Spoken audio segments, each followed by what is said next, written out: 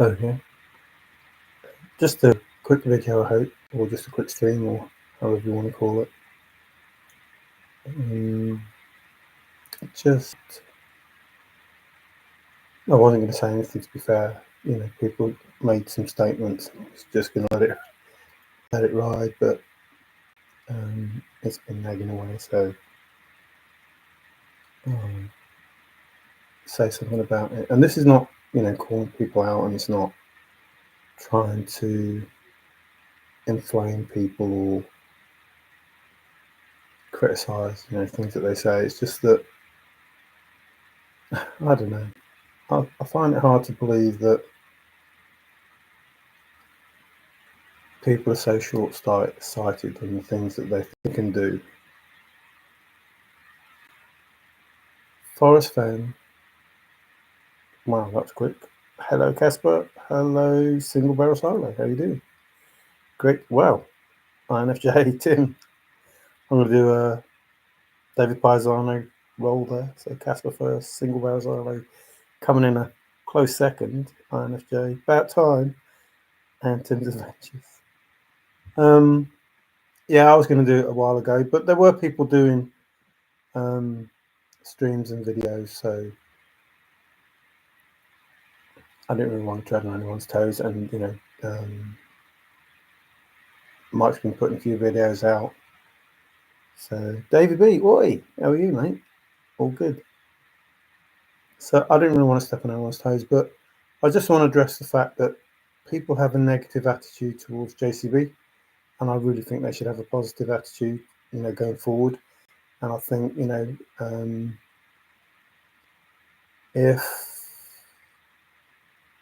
if the tourism and that benefited from Forrest Fenn, then it can only be a good thing that JCB is doing in regard to the hunt, and the thrill of the chase, just keeps going. So why not try to create the environment that would welcome people, an environment that, people that were in the thrill of the chase already have a head start, already have an idea of what to expect, have the foot in the door, have the experience to help, these people that are coming in fresh,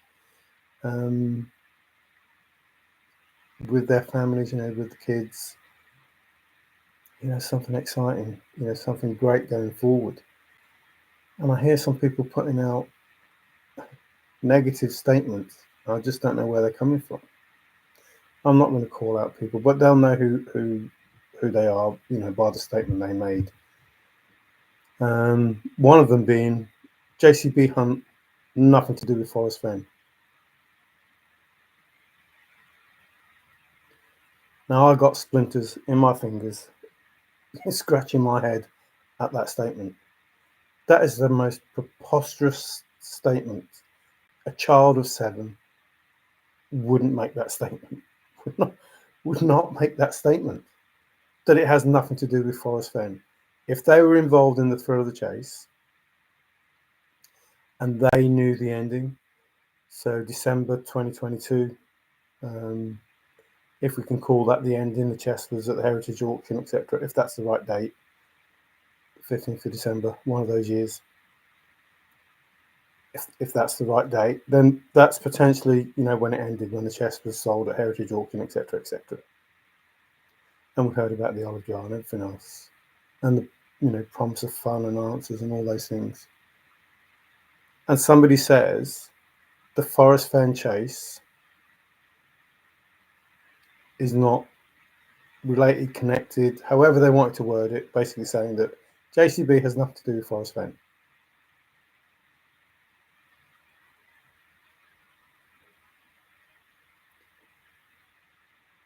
There's a poem in The Thrill of the Chase that belongs to Forrest Fenn, or whoever that belongs to now, whoever owns that.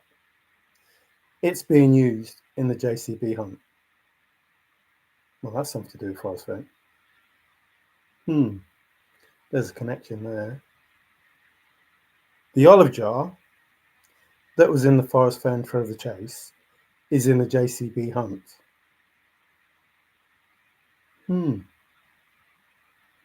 There's a connection there.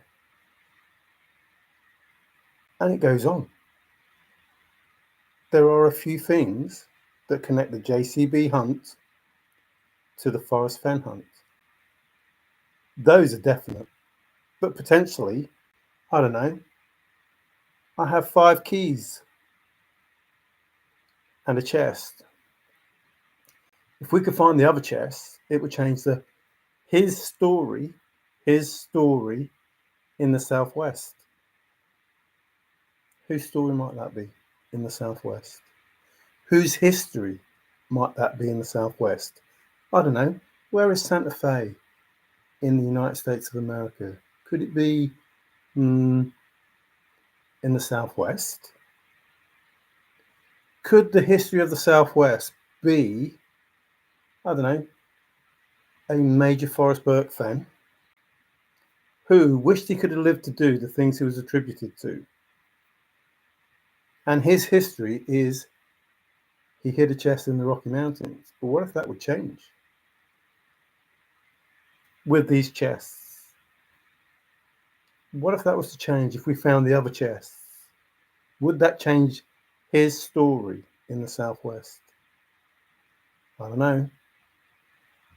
So when people make these statements that JCB has nothing to do with Forrest Fenn, I don't know. I just don't know. It's like, do you actually think before you say anything? Like, do you actually think what's happened in the Forrest Fenn for the chase? What's happening in the JCB hunt? No, can't do. There's a poem in The Thrill of the Chase that obviously is copyrighted to Forrest Fenn or whoever owns that copyright now.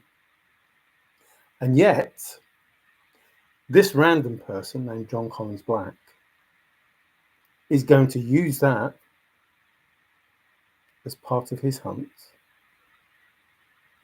That sounds really like Forrest Fenn.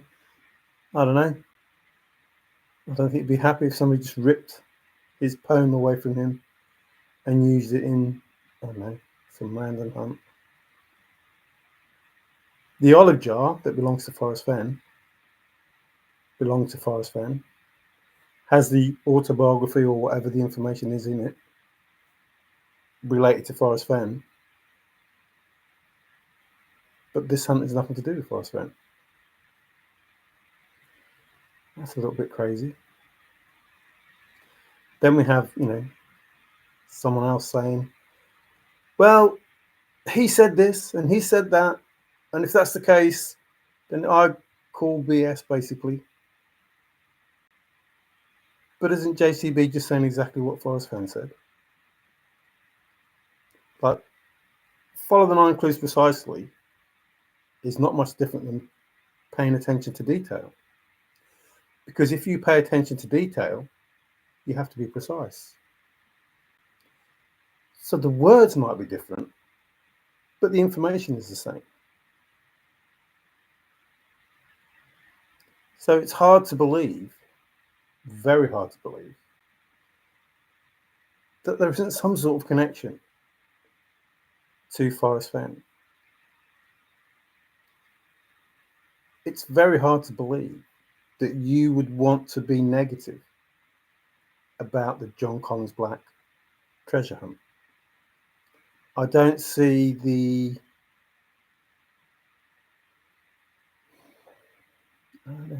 evidence. That would be the word, the evidence. I don't see the evidence that says that you can't trust John Collins Black, that this treasure hunt is not worth taking part in. I don't see the evidence of that at all.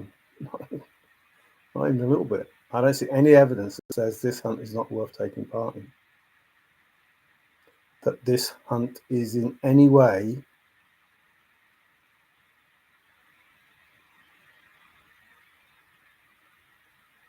inferior to the Forrest Fenn Thrill of the Chase. I don't think it's inferior. And if you're prepared to take part in that, why wouldn't you be prepared to take part in John Collins Black treasure hunt? To me, those statements are crazy. To be so negative, to, talking about, well, I haven't got the resources to do this, and if I knew that he had 20 million, then that'd be different, or whatever it is. It doesn't matter, does it?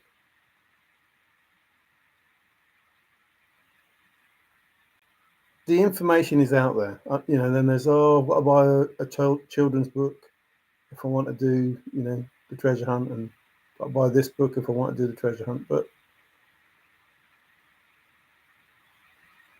you can choose to be in or out of this treasure hunt.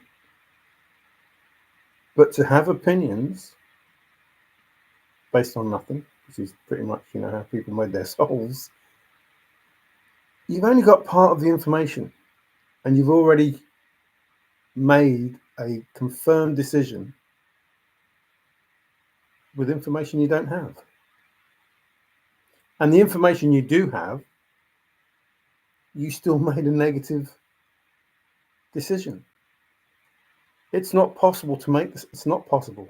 I don't care who you are or how you think. It's not possible to make the statement, John Collins Black treasure hunt has nothing to do with Forrest Fenn. It's not possible to make that statement and it be correct.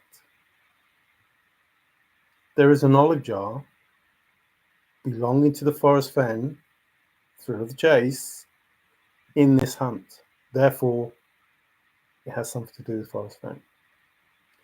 There is a poem belonging to the Forrest Fenn thrill of the chase that apparently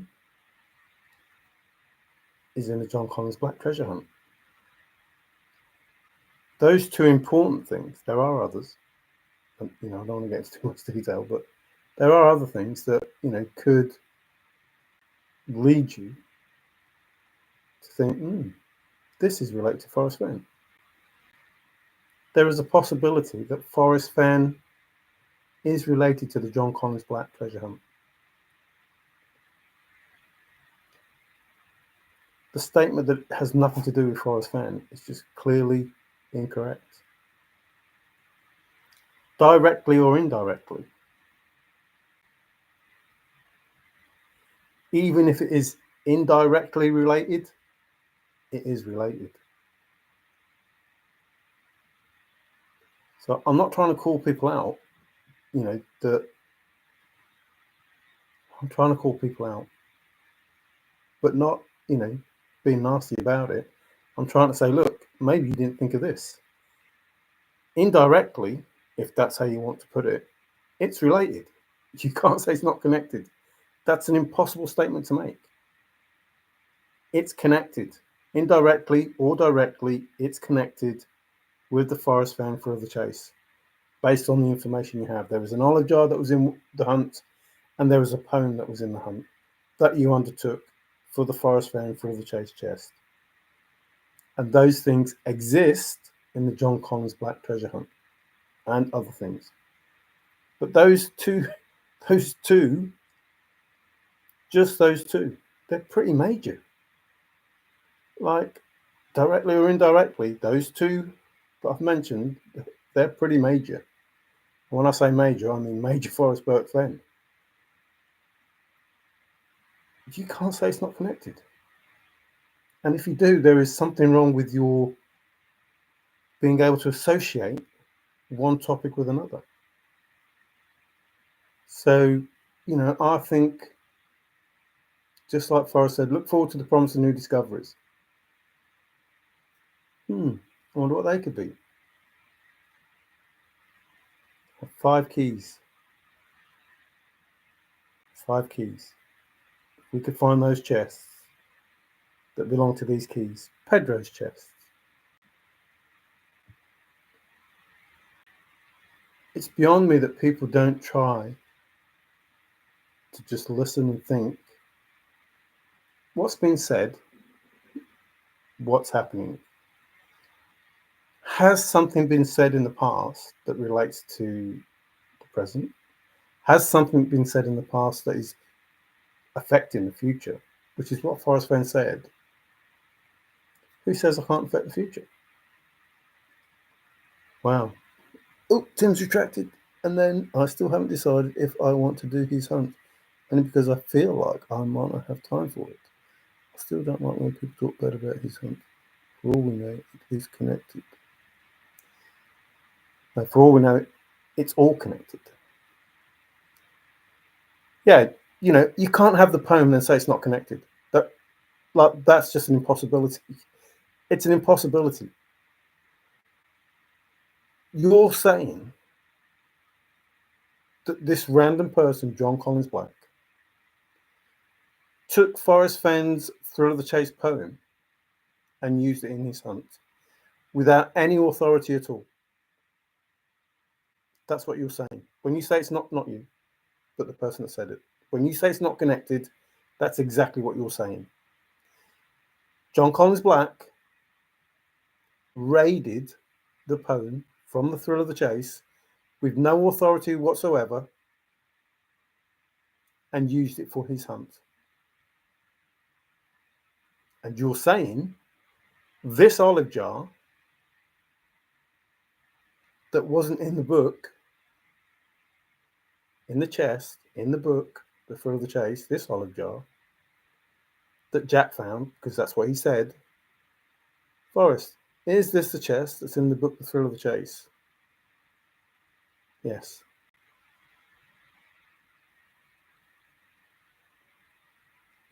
So things aren't what you think they things. What does that mean? What you think they do, and things are not what they seem. So you're expecting me to believe that this olive jar that is totally related to Forrest Fenn, this poem that is totally related to Forrest Fenn, John Collins Black just happens to have them. But it's not related to Forrest Fenn. Of course it is. Of course it is. Has to be. Has to be. And that's what makes it special. And that's what makes it exciting. And that's what makes it worth doing. Just those things. Even if you haven't faith in a maverick. You see, whoever you are, whatever lifestyle you have, the taking part in a treasure hunt, whether it be you on your own, you with a friend, you with your family. Obviously, if there's people there, it's more of a bonding experience. But it's an awesome experience. It's a challenging experience. It's something worth doing. Even if you don't achieve what you're aiming for, the process, the learning, the understanding yourself, that's worth it.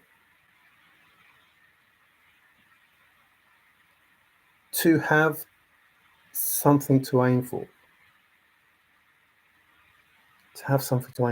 is always a good thing.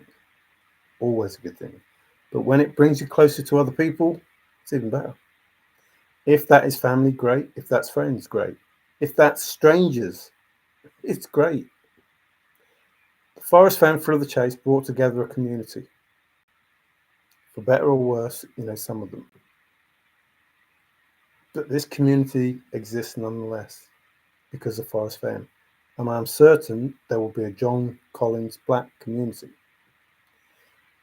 And I'm hoping that it's just called like JCB or JB or Black or whatever.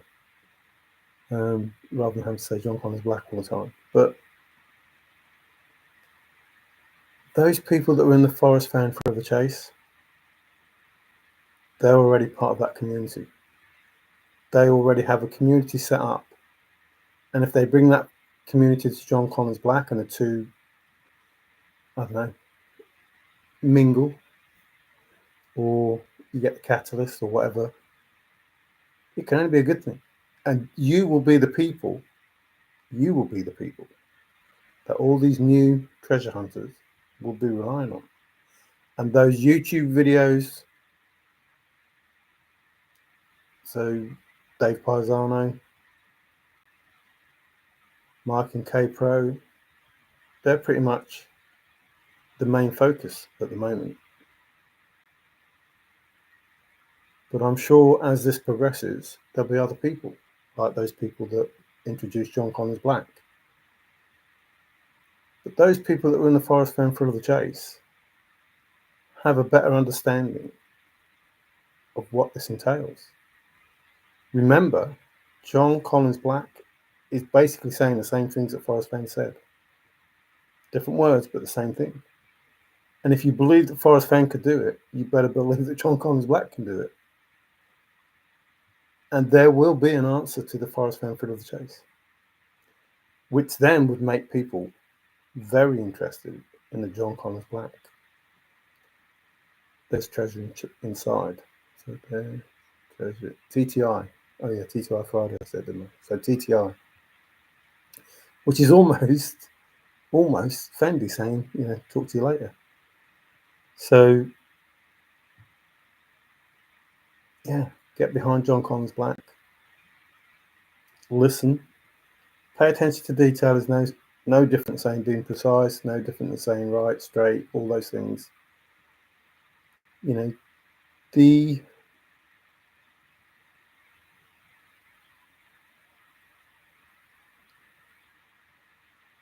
From the sound of it, the hunt is slightly different. Obviously, talk of Dungeons and Dragons and all those things. So there'll be people that have that sort of information. What we're really saying then, maybe, possibly, could be, is that Forrest Fenn was a dungeon master. And he was giving us the information. So will we be saying that JCB is the dungeon master and he's giving us the information? And the paying attention to detail is like, so hear me all and listen good. Hey Jeff, how you doing?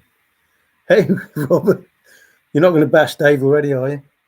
Right, every guy is truly weighing the risk of being divorced or being married. Finding a box full of treasure that is only really worth half is weighing heavily on my searches. So, straight off the bat, you'd have to say that what John Collins Black is offering is more than what Forrest Fenn offered. I don't mean that in a nasty way, but I'm saying the chest was probably worth $1 million when it came out, and John Collins Black is saying $2 million. And I know, allow for, prices changing and that. But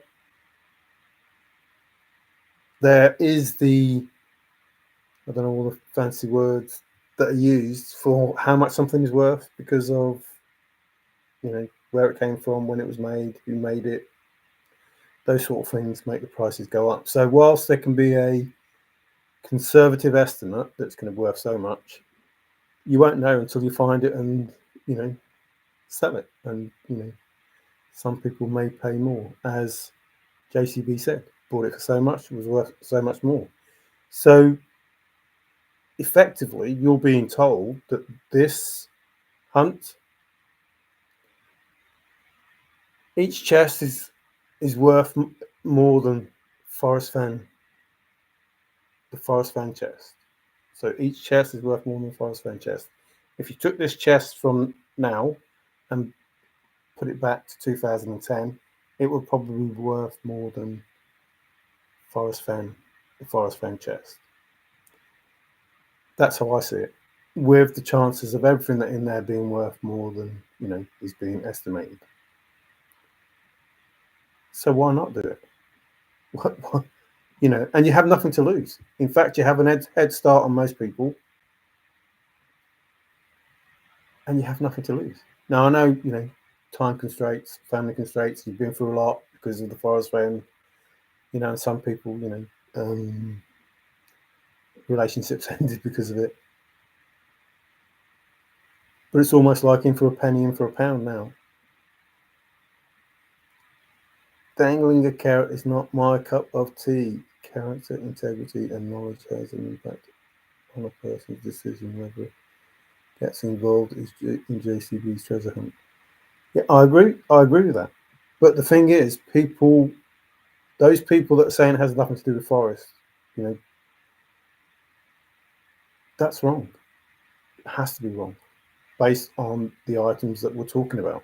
That has to be wrong. Hi, Woody, by the way. That has to be wrong. And you choose to be involved or not involved. But choosing to not be involved because you're making false claims, that's not fair on other people, which is why, I came on to do the video. You can choose not to be involved, but don't say it's because of this and what you're saying isn't true. That's not what it is at all. It has to be, directly or indirectly, connected to Forrest Fenn. That's a fact. You can't change that because of the poem, because of the job, because of other things as well, but definitely for those things. So whether it's directly or indirectly, it is connected to Forrest Fenn. So don't say, I'm not doing the chase, it's got nothing to do with Forrest, so I'm not going to do it, or whatever it is that you're saying. Or say that, what JCB's saying is a whole load of BS, because he's not saying much different than what Forrest Fenn said. I didn't bury it, etc., etc., etc.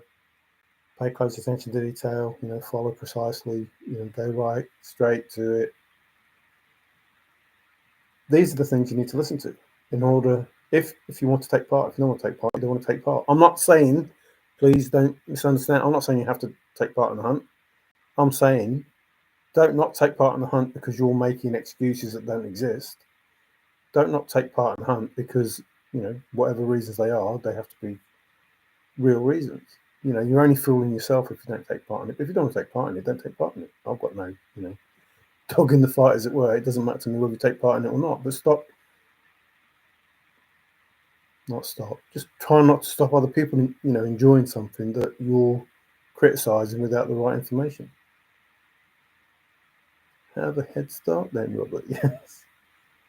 I wonder if anyone has been in FF's basement yet. Ooh, you do. Hello, there seems to be a lot of laughing going on here. Be right back. Oh, the code in the ode.com. 5 treasures in JCB, 5 ones in the poem. Ooh, the one that positions outside the blaze is the most valuable. Treasure, grammatic, enigmatic connection. There is a coin in coincidence. There certainly is. I believe Forrest said, look forward to the promise of new discoveries. I believe in that 100%. Think nice thoughts, he said. I believe in that 100%. That's me taking flack. I believe everything that Forrest said, he said for a reason. And he's brought us to this point now where our thoughts need to be focused on that.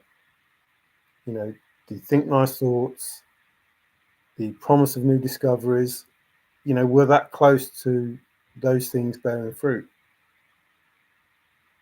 And, whether you choose to join in it or not, that entirely up to whoever watches this, all 3 of you, whoever watches this, whether you take part in the hunt or not, but you need to take part or not take part with the truth.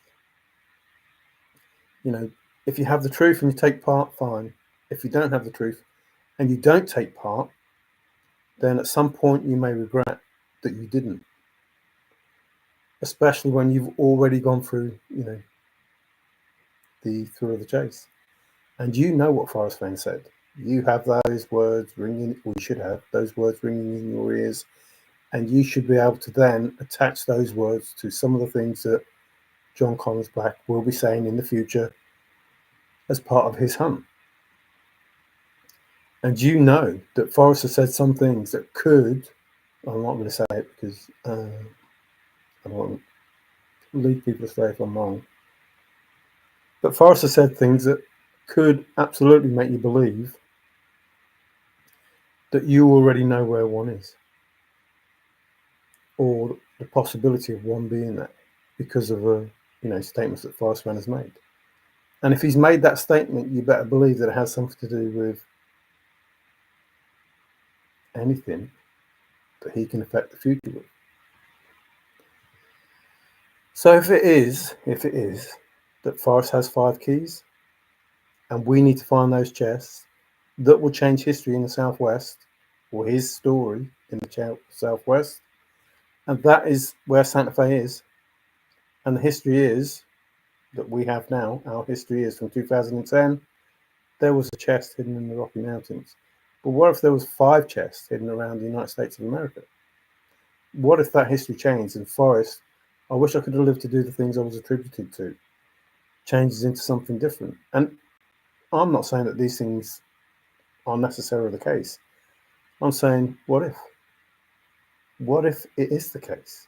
What if Forrest made these statements to prepare everyone for what is going to happen? Because think nice thoughts, promising new discoveries, fun and answers. Those things, you have to listen to those things. You have to listen to what was said. If you don't believe it, you don't believe it, and you walk away. No one's going to knock you for that. But that walking away has to be done, for your own sanity, has to be done with the right information, the correct information that, you either know or you don't know. No, the correct information that you could know. You should know this information. You have this information that says there is an olive jar in this hunt. There is a poem in this hunt, and it's directly related to Forrest Fenn. Whether that is a direct relation because Forrest Fenn did it, that's up to you to decide. But it's directly related to Forrest Fenn. So therefore there is a connection. You have to believe that, and then if you believe that, and you have to think, well, why? What if Forrest Fenn did this? What if this was a plan from Forrest Fenn? What if this was a book that Forrest Fenn wrote? What if this was a project that Forrest Fenn was undertaking? I'm not saying it is. I'm saying if you don't think what if you don't at least give yourself a chance, you're going to regret it later on. I wonder, I don't know. Hey Kiwi, how's it going? Believing or not believing has nothing to do with it. Too much subterfuge. I don't know. So I've never seen it as subterfuge. I see what Forrest has said as clear information based on the unclear information that he gave. So all the information that was being given was to help you understand Fenn speak. Once you understood Fenn speak, there is no subterfuge. There is no nothing is what it seems. There is no words don't mean what you think they do, because once you understand the language, then they absolutely do mean what you think they do. And that's the disconnect. If you're not prepared to take the time to understand the language, you're never going to find out what the person is saying. It's just not going to happen. It's not going to happen. So whilst I understand what you're saying, Woody, I believe that we created our own subterfuge by not trying to understand the language. I've said it before, if Forrest Fenn was speaking French, you would learn how to speak French. You would learn how to speak French. You wouldn't just assume by the tone of Forrest's voice what he was saying. You would learn how to, even if you didn't learn how to speak it, you would translate it using, Google or whatever. Like Google translate this, and then you would see what was really being said. But you would want to know what was really being said. You wouldn't just take at face value what Forrest said. Don't take it at face value. You just wouldn't do it. And I don't see why people think they would. But if somebody says to you, here, don't take this as face value, you wouldn't take it as face value. You would look into it and wonder, well, what do they mean? So that's how I see it. I think a few items from Fenn's chest is different than Fenn trying to be a part of another hunt creation. I didn't say that though, Kiwi, did I? And that's the disconnect with people that, when I talk and when people hear, the disconnect is, I've just said whether directly or indirectly, those things from the Forrest Fenn chase are in the hunt. So it cannot be said it has nothing to do with Forrest Fenn. That can't be said. I'm not saying it is Forrest Fenn, even though it could well be Forrest Fenn. What I'm saying is, you can't say it's nothing to do with Forrest Fenn. It's his poem. You can't just take Forrest Fenn's poem, which is copyrighted, whoever owns it now. It's copyrighted. John Collins Black can't just take that poem and do whatever he wants with it. That's impossible. So it's connected to Forrest Fenn, directly or indirectly. I'm not saying Forrest Fenn is doing this, although that could well be the case. I am saying you can't say it's not connected. You can't say it's not connected. It's as simple as that. The olive jar, you can't say it's not connected to Forrest Fenn. That'd be like taking a badge from a Ferrari, putting it on a Renault, and say that it's not connected to Ferrari. Of course it is. It's got the badge from Ferrari on it. It's got the badge from Ferrari on it. You can't say it's not connected to Ferrari. There it is. There it is. That's the badge of Ferrari. That's the olive jar. There's the badge. Badges? There's the badge. As long as the badge is on that car, it's connected to Ferrari. As long as the olive jar is in that chest, it's connected to Forrest. As long as you're using the poem, it's connected to Forrest. That's all I'm saying. Whether it's totally, absolutely 100% all Forrest, that's up to you to decide. But you can't say, you can't make a decision that it's not connected. The facts are, it's connected. It's connected. You can deny it all you want, but it's connected. Once I put that badge on that car, it is now a Ferrari badge connected to the Renault car. There it is, connected to Ferrari. It's as simple as that. You know, and you may not like it, and you may not like how simple that is, but that's how simple it is. It's part of it. That's it. Chase ended. Leaves room for all. Well, I don't think it has ended. We made it end. We said it ended. I don't think it's ended.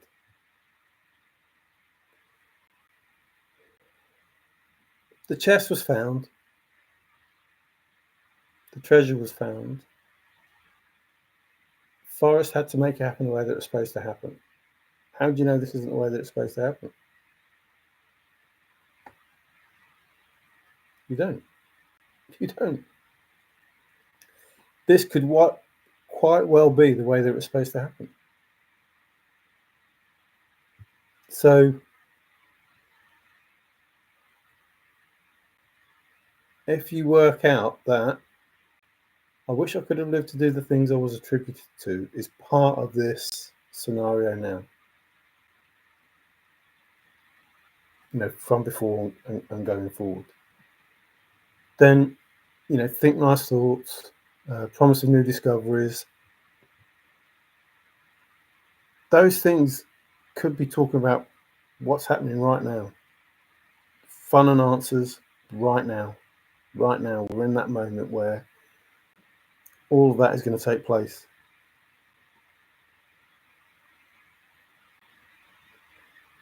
Hey, pirate, how you doing? I'm having a hard time with English in Pig Latin. Particularly my... I don't think you're having a hard time at all, but it's good to see you. If the poem was in Braille and you want to take part in the hunt, you would learn Braille, wouldn't you? Yeah, exactly. You know, the blaming Forrest because you're not taking the time to listen good ain't going to work.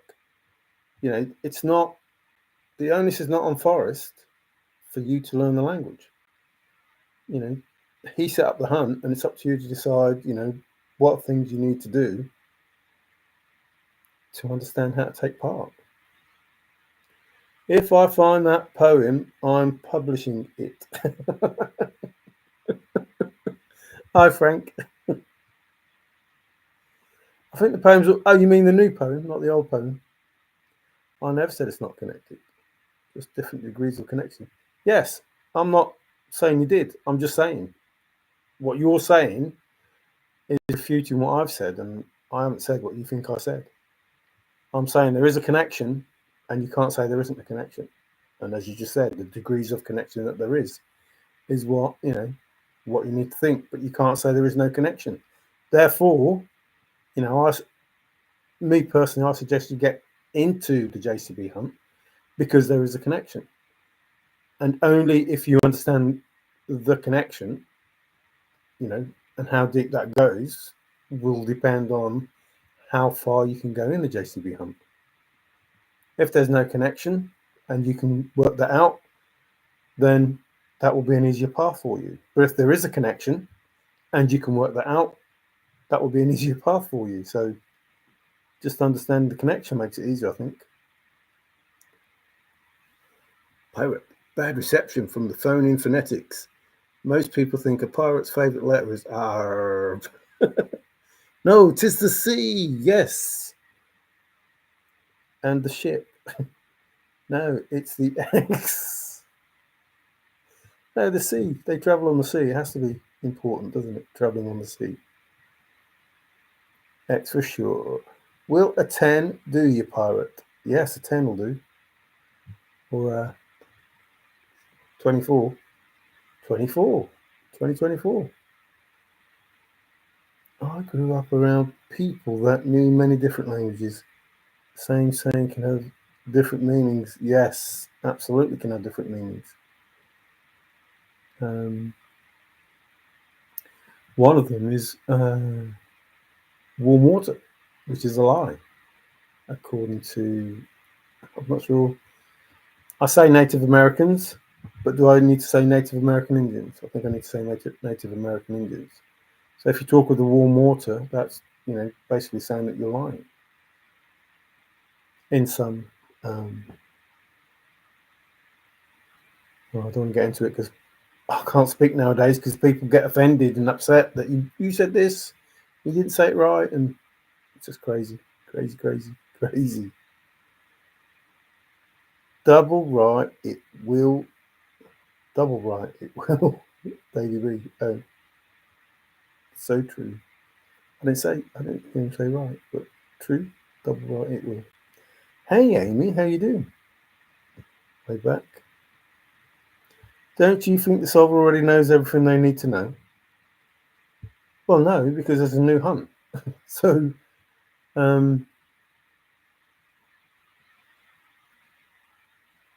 the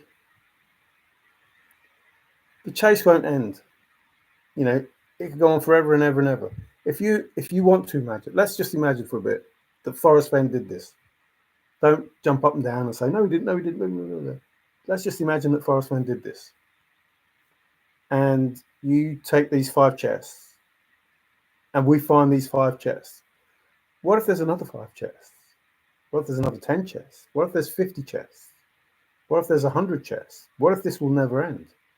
What if this could go on and on and on and on? Or, whoever the finders are, that they don't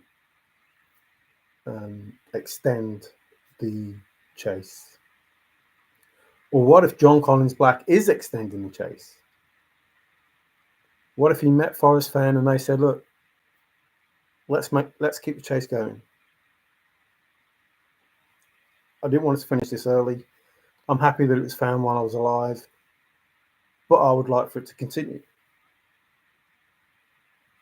And John Collins Black said, yeah, I think that's a good idea. Let's do that. And between them, the chase is continued. And then whoever the finder is after that might be, happy to do the same. Put a little bit more out there. So I'm not saying that's what it is, but I'm saying, listen, if there can be one chest, well, however many chests there were supposed to be in the first rule of the chase, and now there's 5 chests, who's to say that it won't go on forever and ever and ever? I've heard people say, well, it's going to be ended in, so much time, but whenever it finishes, Forrest said, I don't do anything for more than 15 years. But what if it's not Forrest? So what if Forrest Fenn was Forrest Fenn for 14 years and now he's someone else? And he does it for another 14 years. And then someone else and someone else and someone else. So I'm trying to think of someone that, well, I know in the back of my mind there's been someone that, some sort of hero that, was it Zorro? I can't remember. But there was a hero that when the hero actually died, somebody else took his place. So that hero keeps going and going and going. So if you imagine it was Zorro and Zorro died, and then somebody took Zorro's place, it'd be like Zorro lived for 300-400 years because people kept taking his place, and that name still carried on. So that would be interesting. That could happen. That you don't die because what was started in 2010 or before, 1988. Let's say there, 1988. What was started in 1988 has continued till now and will continue, further on. I think that's a good thing.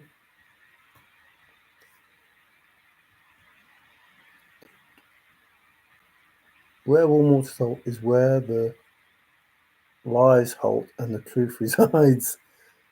Absolutely.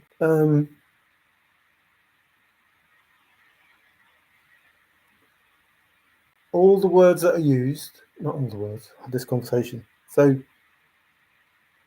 Forrest was precise in the words that he used, same words over and over, even those words over and over. And the information that he gave was specific information about a specific thing and didn't mean what you think it did. Whilst it could mean what you think it did, behind it there was something else that was saying, look, here's your answer. I've given you this information, and this information I've given you is the answer. And you don't know it's the answer because you only hear what I'm saying, and you're not prepared to try to understand the language that I'm actually using, which is Fenn speak, which is why there were the contradictions, which is why there was those words that didn't make any sense.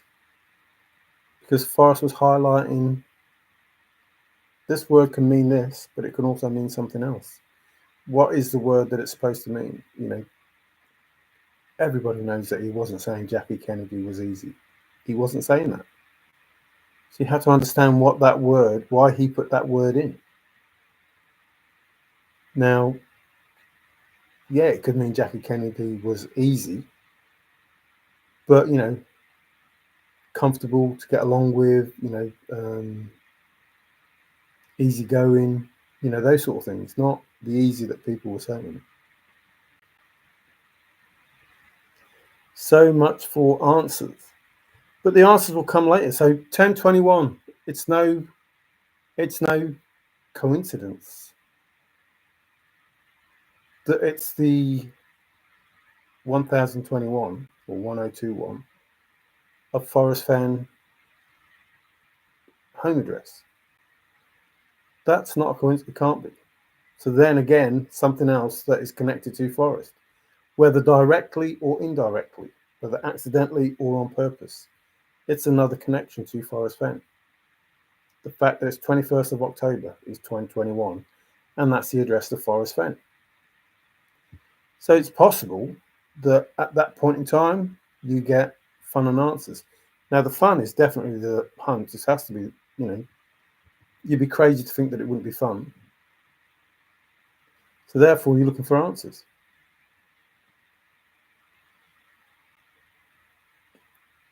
Or funsers. Oh, you're not bothered about the fun, are you, Frank? You just want the answers. I think there will be answers. Ooh, it's Davy B. He's my hero. You're not supposed to laugh like that if he's your hero, Robert. That makes it sound like he's not your hero. Of this, there are several chests, seeing how the keys are not the same. Hey, Steve. Thank you for being here. Yeah, the show was more about 1021, home of Frown. Uh-oh. I said something wrong. Home of Frown. Why was I thinking that the other day? Frown. Frown was something to do with something. I can't remember what it was now. Oh, you've reminded me of something that I was thinking about. I can't remember what it was. The frown.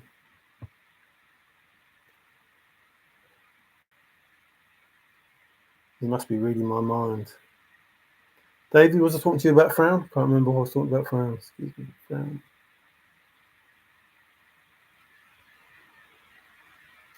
Don't know, but it's in the back of my mind somewhere. So, the keys are not the same.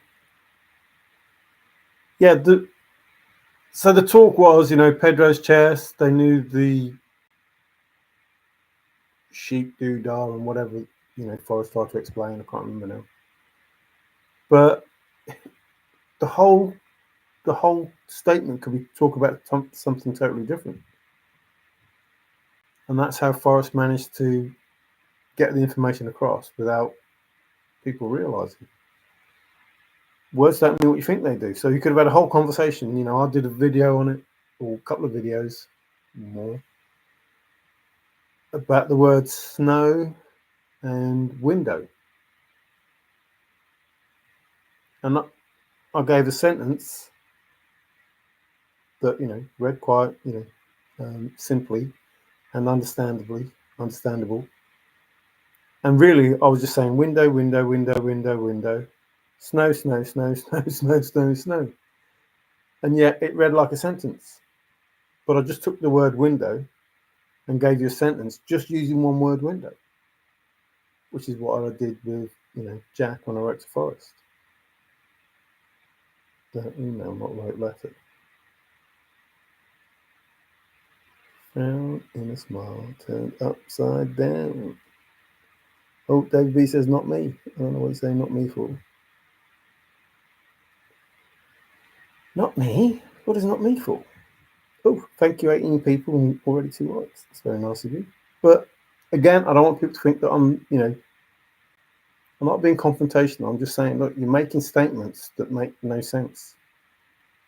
And they can't be a true statement. Saying that it's not connected to Forrest Fenn is not a true statement. Whether you knowingly said that or unknowingly said that, making people believe that this has nothing to do with Forrest Fenn is a total lie. It obviously has something to do with Forrest Fenn, given the information we have. Certainly the poem, and certainly the olive jar, and many more things, including the address, which may be a coincidence, but it is still related to Forrest Fenn. And there are other things that are related to Forrest Fenn that, I don't really want to talk about, but they are related to Forrest Fenn. And as long as the JCB hunt uses that, has that, then this is related to Forrest Fenn, connected to Forrest Fenn, associated with Forrest Fenn, whatever word you want to use. That has to be the case. Has to be the case. And if it is the case, why is it the case? Those are the things that you need to, think about. Why? I know it's been brought up, but you have to think, well, what if it is related to Forrest Fenn? Like, why is the olive jar in the chest? Why couldn't Ben buy the olive jar?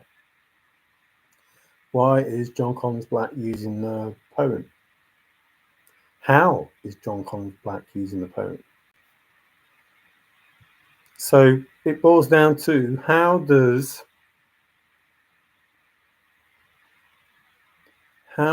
John Collins Black expect you to find these chests? What are the clues or rules needed to attain the goal that he set for us? I know David was talking about, what's he going to do? Go check all over the country to find whether these chests have been found or not. And was trying to say, well, Forrest only had one chest, so, it doesn't matter whether there's one chest or, 100 chests. There will be a knowledge that the person who created the hunt, the dungeon master, or whatever you want to call it, there will be a knowledge that they have that will know if the chest has been found. And that's not the concern that the hunter should have. The concern that the hunter should have is, if I find it, I know where it is. I know it's been found. As of yet, I don't know that John Connors Blacker says, you have to tell me that you found the chest.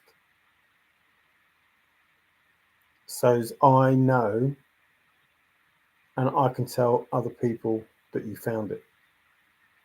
Now, I know the talk of the proxy, this, that, and the other, but all right, so you found something, you know where it is, then you tell him. Why wouldn't you tell him? Why wouldn't you tell John Connors Black that you found it? I defy anybody to find the chest and then not want to say, I found it. So that would be an obvious way of knowing that the chest has been found, because somebody found it and they said, I found it, even if you want to remain anonymous. The difficulty with that is, and I don't know that much about this chase, this hunt, this treasure, whatever. I don't know. Even if you found it, if you already know what's in it, then anyone can say they found it.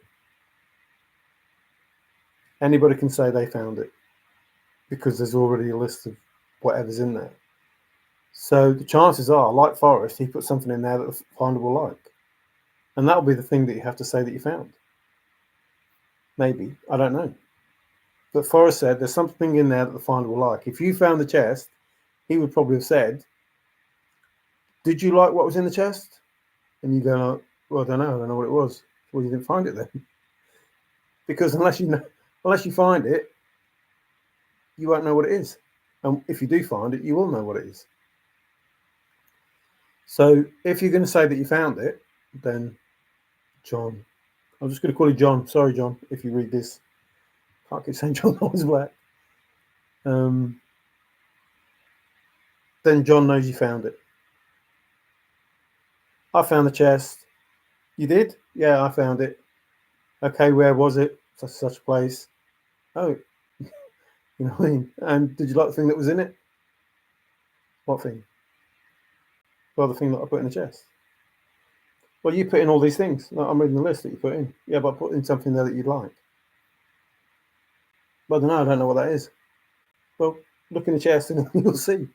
Well, I haven't really got the chest. I was just telling you that I found it. So it could work that way. I don't know. I don't know how it's supposed to work.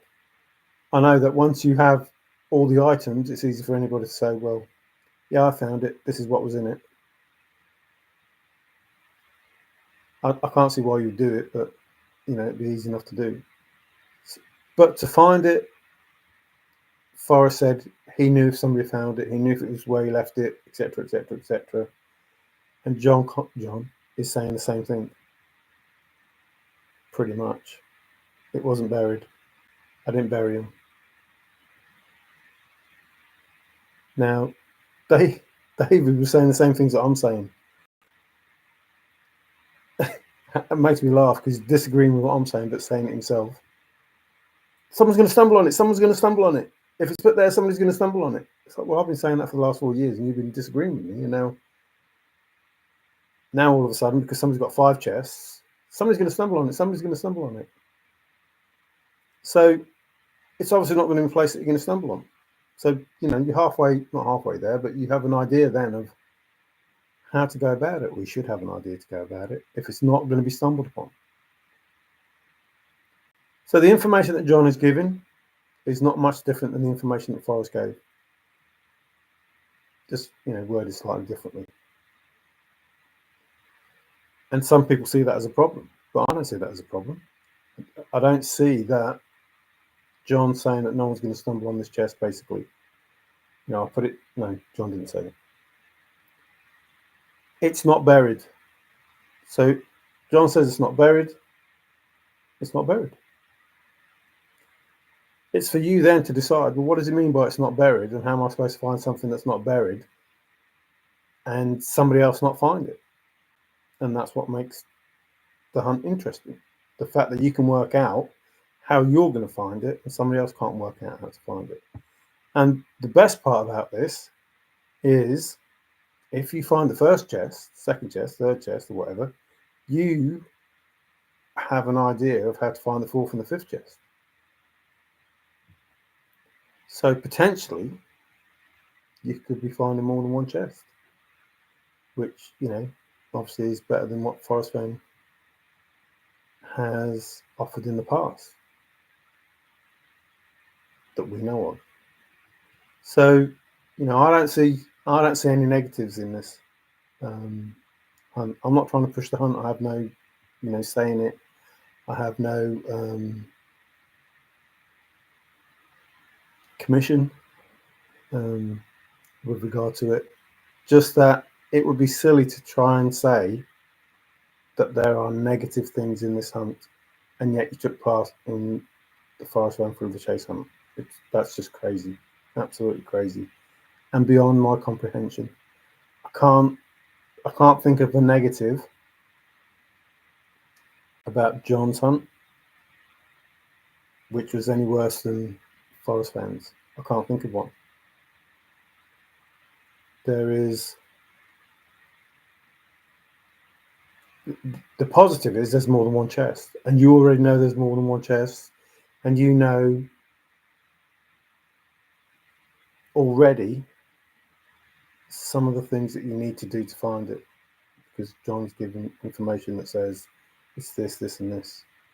So you already know some of the things before you've got the book, before you started the hunt. He's already made statements, and again, you know, pay attention to detail. He's already made statements that could give you a heads up, or, you know, lead. And like I say, those people that are in from the beginning, and I mean, you know, from Forrest Fenn, already have a head start if they prepared to take advantage of it. If not, you're starting the same as everyone else. When they get the book, you're starting then, but you've already had information from John that you could be working on to try and understand, you know, well, the next bit of information, how will I understand that? That's how I see it. Upside down smile. So you are a fan of JCB? No, I'm not a fan of JCB. I have faith in a Maverick, which is Forrest Fenn, and I believe that Forrest Fenn.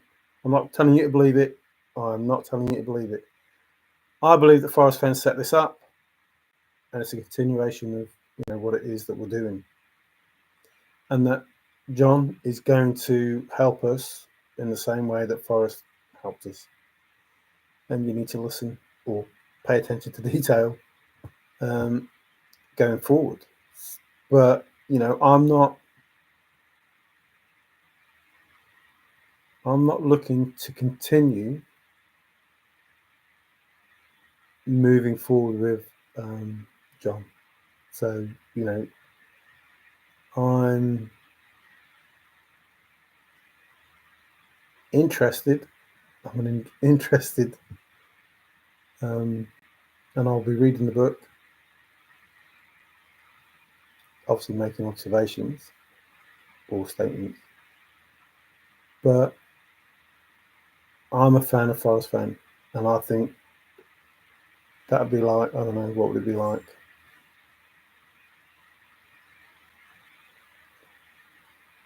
I'm a fan. It's not political. I'm just trying to give you a scenario. So I'm a fan of Trump, and I like J.D. Vance, and I want to hear what he says because he's, you know, the vice president to Donald Trump. So I can appreciate this person, and I appreciate this person because of this person. I'm not a fan of this person purely because of this person. I'm a fan of this person because of, you know, the original person. If that makes sense. I don't not like John, but what kind of influence did Forrest and the chase have on the JCB's treasure hunt? Did Forrest and the chase? I don't know if it's a did. Did Forrest, excuse me.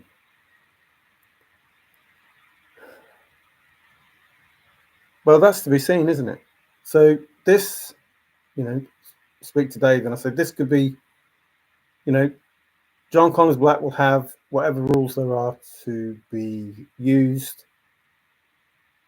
to find these chests.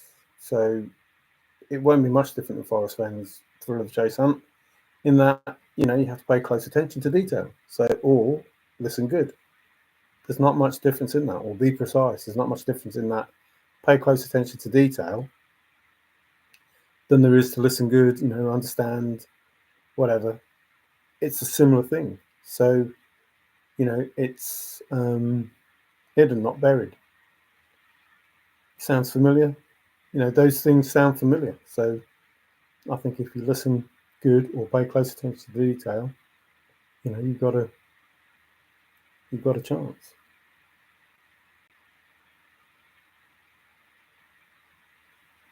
Hey, Mr. Redneck, all nuts, you're right there.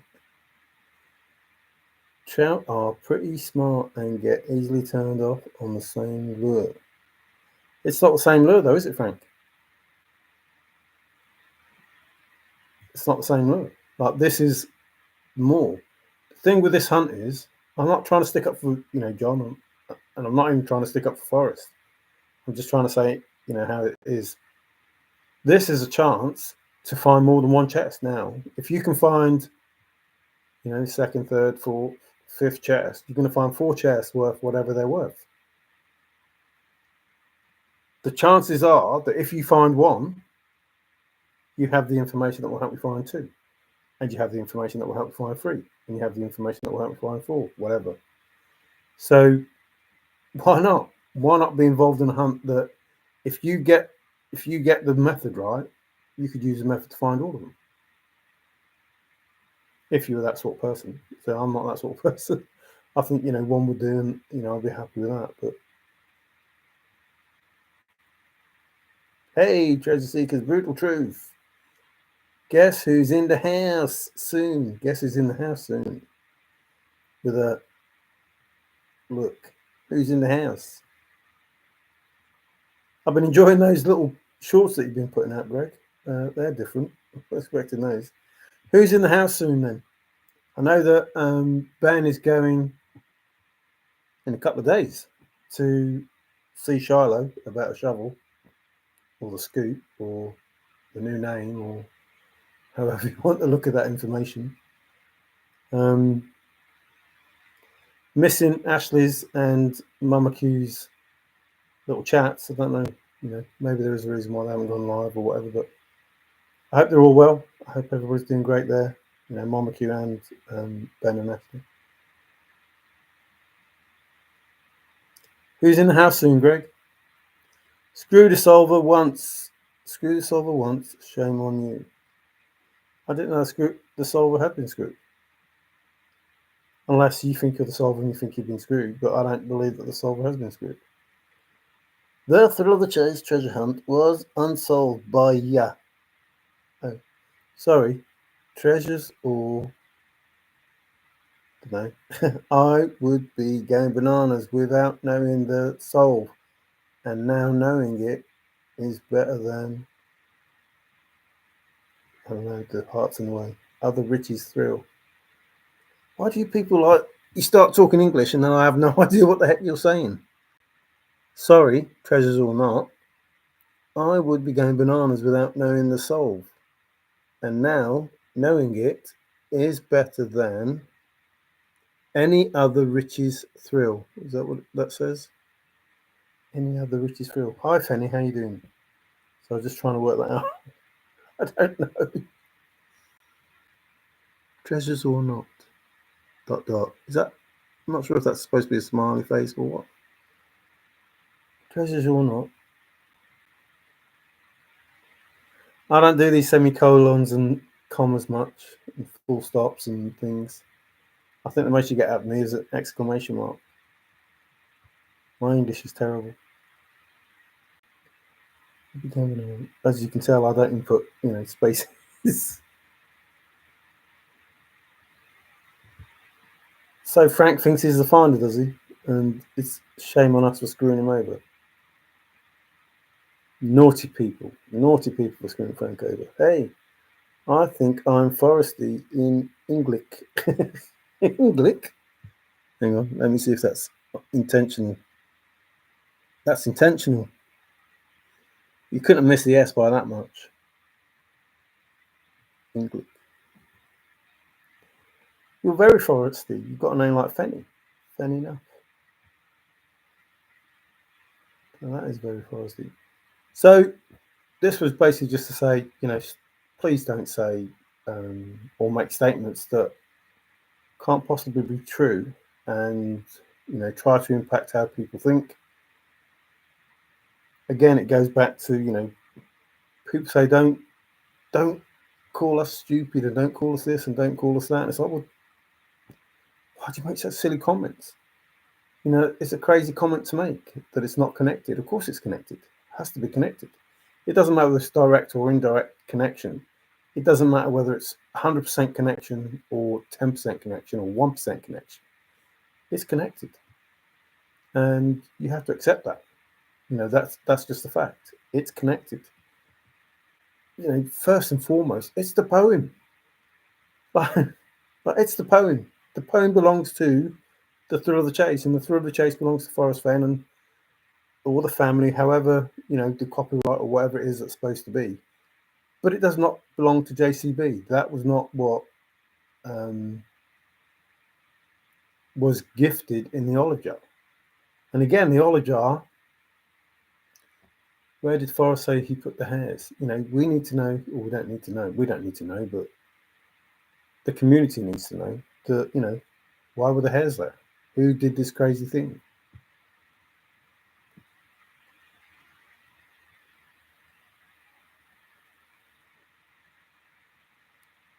Just seen that today. Not today. When did I see that? I know that was speaking to somebody. Like the grove, the woodland, the timber, the arbor. Grove, timber, woodland, arbor. I suppose you could chuck a chase in there if you wanted. There's one more, I can't remember what it is. Yes, I believe I am. What is an arbor?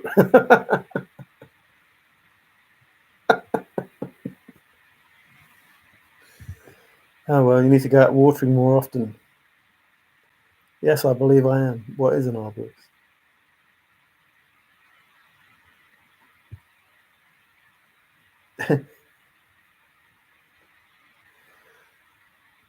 Oh, that would have been funny, wouldn't it? If you are brave and in the arborist. Arbory. Arbor. You are brave and in the arbor. Any ideas about what? About an arborist? Well, I could go back in time and tell you what an arsonist is. When I was a little lad, we were, I don't know, what were we playing? Sort of like, I think it was cops and robbers, not cowboys and Indians. I think we were hiding. I don't know how it came about. I had I found a lighter and I lit it. And it caught the bottom of the bed stuff, and it's like, oh no, I've set the bed on fire. And we managed to put that out, but obviously we didn't get away with it because the place, smelt something burning. My dad wasn't too impressed. So an arborist, well, wasn't Forrest interested in that? Didn't he water them?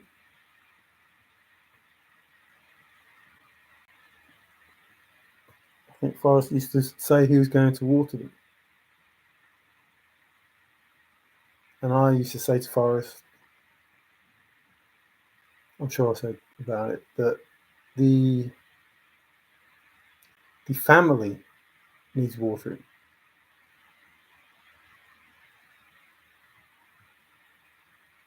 Was he going to water the family? If that helps. They have a family version of it. So, going forward, there has to be answers.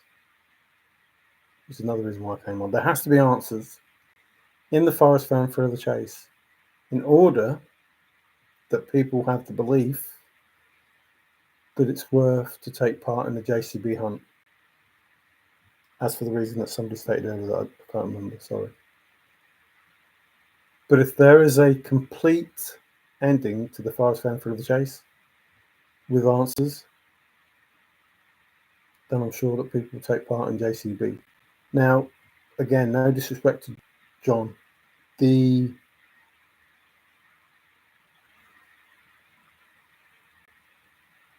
It's difficult how to say this without sounding too whatever.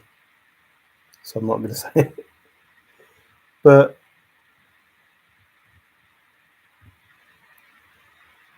I wanted to solve the poem, and I did that. That's it. That's what I wanted to do, and I did that. And I told Forrest I was happy. I've told you all the same thing over and over again. Told him I was happy, not going to go to America, not going to, I was happy with the solve. I'm not searching anymore. And that's a true statement. I'm not searching anymore. So that would mean Forrest Fenn Through the Chase or JCB, not searching.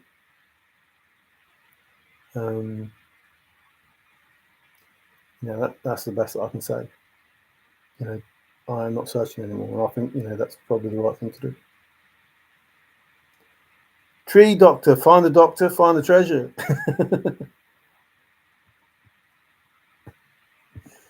Dave, you're not supposed to say that. I didn't want to say that, and you just said it. I just said he watered them. Like an understanding of trees, like the elderberry. I thought they were, what was it? What were them berries? No, not blueberries. Huckleberries? Were they huckleberries? Huckleberries. We have a toad here across the bottom of Australia called the nullarbor, Aboriginal word for nil arbor, meaning no trees. No trees. There's another nil. What was the nil?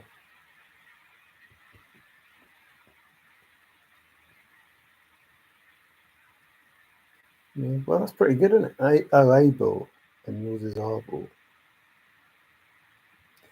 Yeah, the tree doctor. Find the doctor, find the treasure. And that's a true statement from Forrest Fenn. Find the doctor, find the treasure.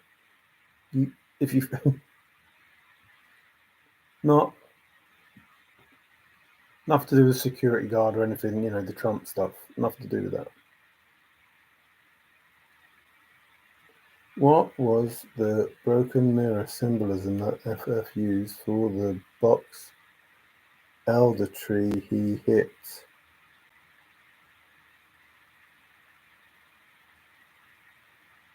Are you saying that the same as the symbolism in the Stoof.com symbolism?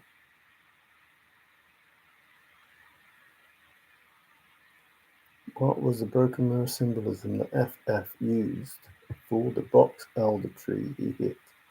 You mean with all the careen and the crash and that stuff? I'm trying to remember how it went.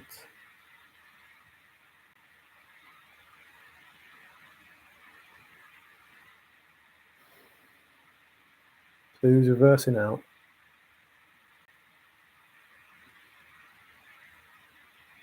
I can't remember any of the thoughts that I had on that. There was a crash.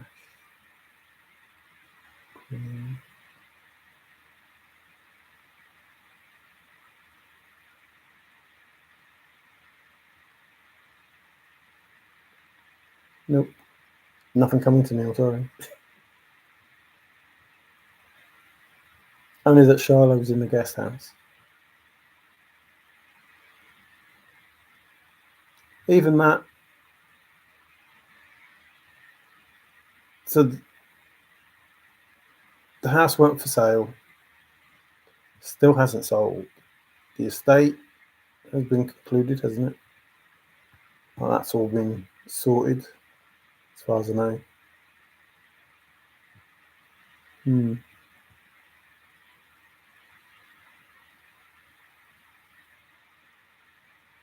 if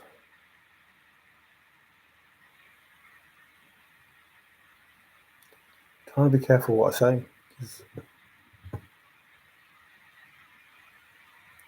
So if there's going to be answers, if there's definitely going to be fun, the fun going forward, even if it's not the fun that people think it is, even if it's not the epic that people think it is, the fun has to be the hunt. And for the hunt to be fun, you have to have the answers. I think more people will believe in the hunt if they have the answers to the hunt, if that makes sense.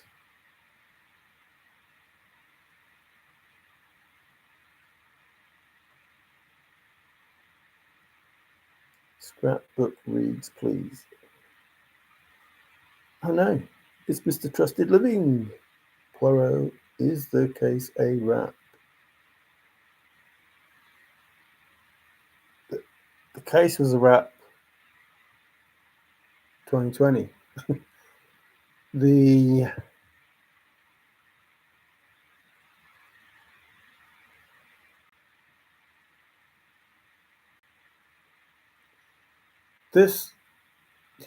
It's hard. This was always about Forrest Fenn. And the solver is, a part of something bigger that is, not.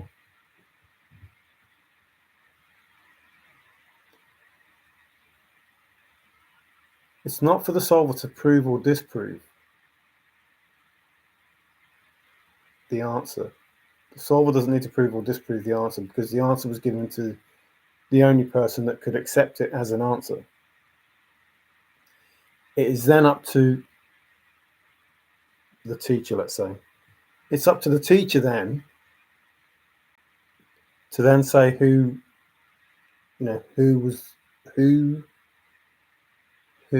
aced the test. It's up to the teacher to say that.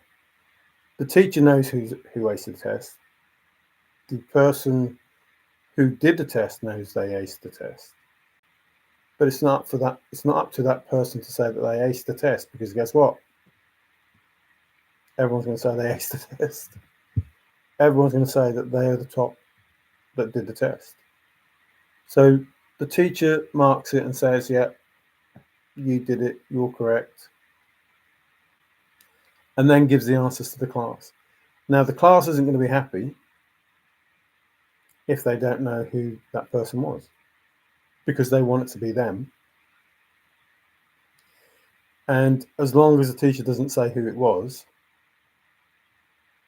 they'll probably think there's some shenanigans going on. Like, why aren't you telling us the answer? Why aren't you telling us the answer? Why aren't you telling us the answer? And meanwhile, everyone's saying that it's them. So if there's 30 in the class, and they all think it's them, and the teacher won't tell them the answer, and they're all kicking off saying, no, it's me, I'm the person that did it, I'm the person that did it. I deserve the merit or whatever it is you're going to get, gold star or whatever it is that you're going to get. So the teacher will then tell you what the answer is. That doesn't mean to say they'll tell you who was the person that got the gold star. They can just tell you what the answer is. Now, only the person who had the correct answer will know that they got the gold star. And all those people that thought they had the correct answer will know that they didn't. Will those people who know they didn't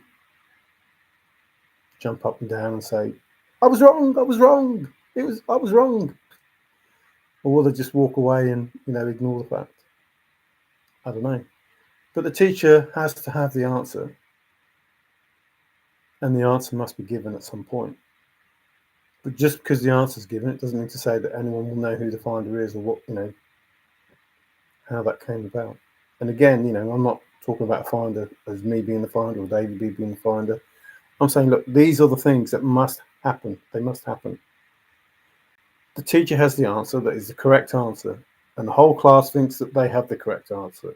And until the teacher says, this is the correct answer, No one's going to know. They'll think they are, but they won't know.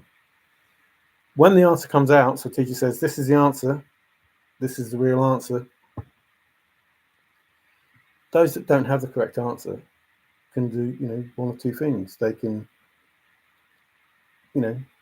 jump up and down and say, I was wrong.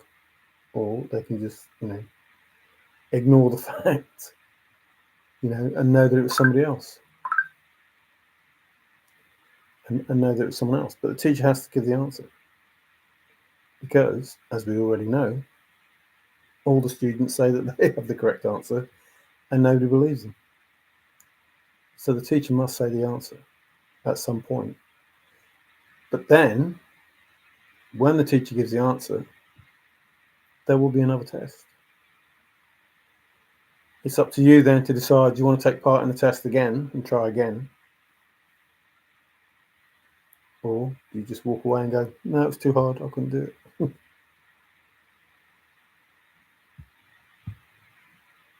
So this was about, really, I don't want to go too long because I don't have capo and then we're going on.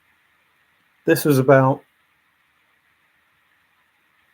I don't understand why people say there's no connection to Forrest Fenn when there's a poem, an olive jar, a date that coincides with the Forrest Fenn address, and a few more connections that are very obvious to Forrest Fenn. And again, I'm not saying the connection is 100%. I feel the connection is 100%, but I'm not telling you to believe that. I'm saying there is a connection, and you can't say there isn't. And I'm also saying the information that John Collins Black is giving is not too dissimilar than the information that Forrest Fenn gave. So there are more connections that you could potentially take to Forrest Fenn. And whilst, pay close attention to detail is not much different than, precisely, or listen good, I'm thinking maybe the words might be different, but the instructions, could be similar. Now, if there's another part to the poem, then, however you solved the poem previously, you'll have to take into account other information. How you do that, I don't know. Based on your previous solve, how do you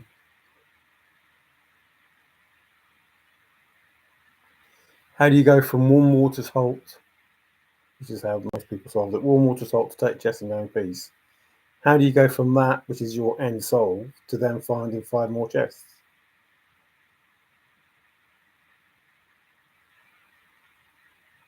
So, 4 more chests, not 5 more chests, 4 more chests.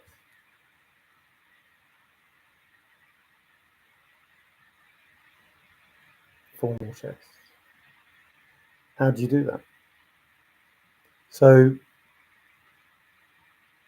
the method will be given to you by John. You have to pay close attention to detail in understanding how that works.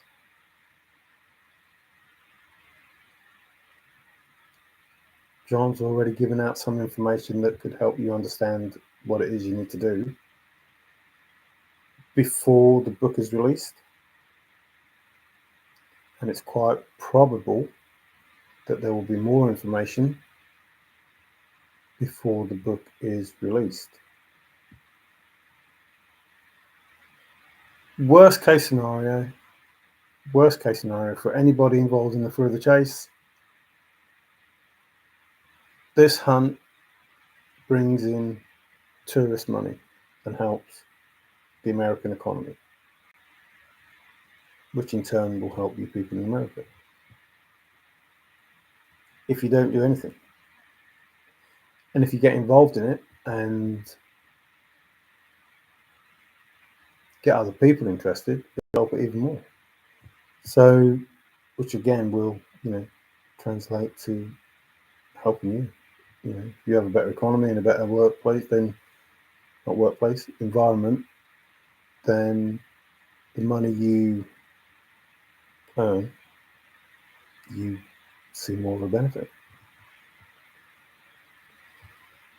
So even if you don't find a chest, the more people that go to America, spend money, helps your economy, get on the right track. In the long run, it'll be better for you anyway.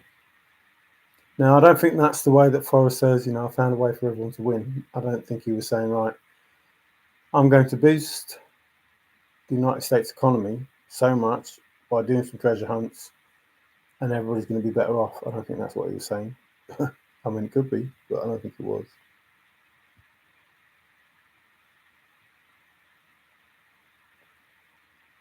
Oh, just come over here, Trusted. They get drowned by all the bloody rain you've had. So you'll be right there.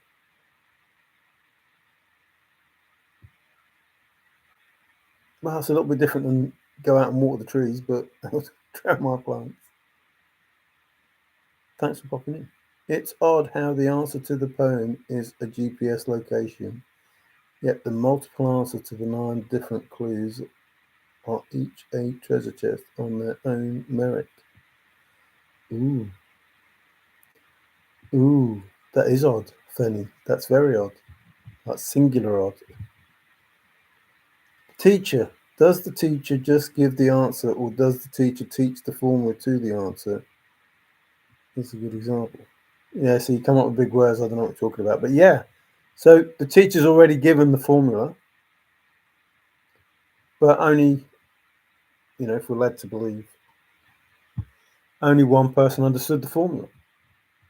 Everybody else thinks they understood it, but they didn't understand it. So at some point, the teacher must give the answer and how the answer was achieved. Because the person who understood the formula is not being believed. So the teacher must give the formula and the answer, so that everybody who has the incorrect answer knows they have the incorrect answer and going forward has the right formula. That's how I see it. Now, if that is to translate to the JCB hunt, then you obviously need the formula. I don't know how that would work. Well, I do know how it would work, but I don't know how that would work. But I feel that the teacher gives the information that helps first understand, where you are, which will help you understand where it is that you're going. Hey, Tigger, how you doing? Hey, I know what ends it, Davey B. Oh, Tigger knows what ends it. Apart from something. You're not going to tell everybody here and now, are you? Otherwise, that's just wasted 4 years of my life. If you just go on and say, yeah, I know what ends it. Here you go. This is what it is. But the teacher is given the answer by proxy. By proxy. But the teacher is given the answer by proxy. Well, if it's the correct answer, I don't suppose it matters how you get the right answer, does it? As long as you get the right answer. But you don't just need the answer, do you? You need the method to get the answer. So you can't, if you just say it's 9 mile hole, then you want, how is it 9 mile hole? Or if you say it's, I don't know, what I've got, Devil's Tower, then you need how you got Devil's Tower. Or if you say it's, trying to think of something that I did. If you say it's the petrified wood, then you need to work out, the petrified wood in Wyoming, that one piece of petrified wood, how you get to that. Or if you say it's Eden in Montana, how you get to that. Or trying to think of other ones I did. If you say it's, I can't think of that now, so I'm not going to do that. If you say it's the Vietnam War Memorial in New Mexico, how you get to that. Or Hyde Park, how you get to that. Or I don't know, all those different answers. You can't just say this is the answer. It's the Vietnam War Memorial in New Mexico. You have to say, well, how did you get to that point? piggyback, blah de blah in New Mexico. How did you get all those answers to get to this place? The answer isn't enough, I don't think. I think the solution that gives you the answer is what's needed. Because if you're going to want the teacher to teach you, then you're going to have to believe that the information they're giving is correct. No teacher is just going to give you the answer. Excuse me. Ooh. How many times I've seen that word, polygon. Yet no one understands this megalithic society of 460,000 years ago.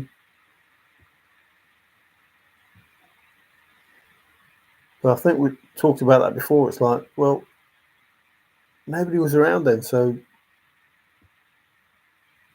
it's hard to understand it. Everybody interprets the information differently. That polygonal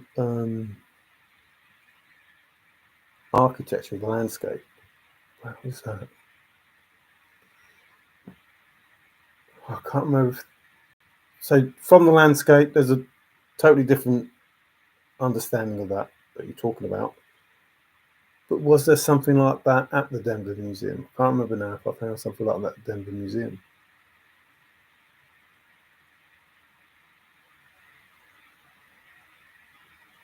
I can't remember. A long time ago.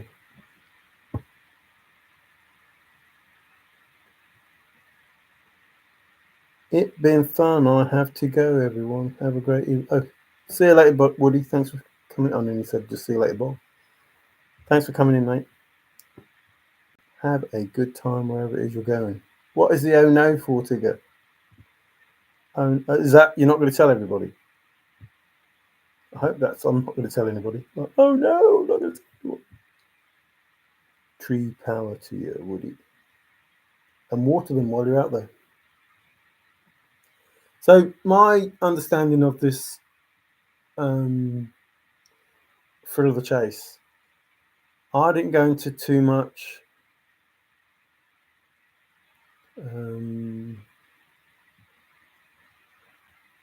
of the infrastructure. I didn't go into too much of the abstract. I just looked at what the plan was saying. There were some links from the book, the stamps, the pictures, but I didn't go into too much of that. I just looked at what the poem said. Obviously, I've talked about the pictures and what they could mean, but not to the point that I've said it definitely means this. This is what it means. Although I have said it, just not. I think so I've said the lumberjack is obviously Jack. Forrest is gone because the wood is cut.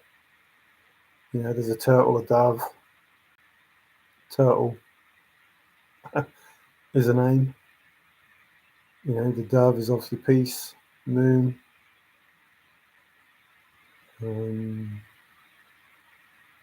The star cluster that's in the moon, which you shouldn't see because there's a crescent moon doesn't mean that it's actually broke down. You can see through it, so you shouldn't really see those stars behind there. So they must be there for a reason. So to me, there's information in that. You could read numbers in the stars if you look closely, maybe. There's 19 stumps and 4 behind, if they're supposed to be separate. So is it the biddies page with the blaze and the hat? There's information there that tells you, look, this is actually a place. It's a drawing of the map in a place. which is probably the fork in the road that Forrest and Peggy got to. There's definitely a fork in the road in that. My first GPS pinpoint turned out to be a megalithic structure that was uncovered a few years after my GPS code at the Ruby Range, Montana, near Table Mountain. Not Table Mountain. Oh no. Oh, not Table Mountain, Table, Montana. Table, Montana. So I talked about the table in Wyoming.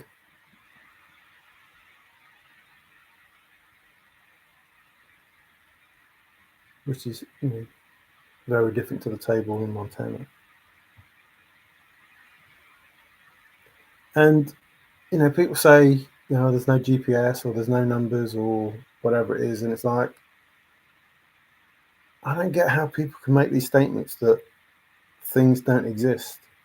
Like people were saying, there's no soul for Wyoming, there's no soul for Colorado, there's no soul for New Mexico. It's obvious that Forrest said this, it's obvious that Forrest said that. And it's like, there's thousands of people with souls. And they've made solves in Montana, they've made solves in Wyoming, they've made solves in Colorado, and they've made solves in New Mexico. So to say there are none, it's like such a crazy statement. Of course there are solves in those places. People have them. You don't agree with those solves. That's the statement you should be making. But to say that there are none when thousands of people are in each state with a solve, that's such a crazy statement to make. Like there's no connection between, the two hunts. It's like, well, the information that you have contradicts what you're saying. So why would you say it? It doesn't make sense why you're saying it. There has to be solves for all of those states because people have got solves in those states. You don't think there's a solve for it. That doesn't mean to say that there isn't. There obviously is because people have got them. And they're the proof that there are solves. And who's to say that you haven't got a solve that closely resembles a solve for the Forrest Fenn for the chase? Or that you didn't have a solve in Utah or Idaho that was originally, not originally, that could be used for the JCB hunt. You don't know, do you? Unless you, look at it. And if you did, and it is, then you're blown in, aren't you? You just go, yep, this is it.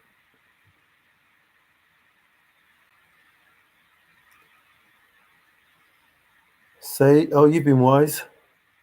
Sage Wall in Montana is megalithic also.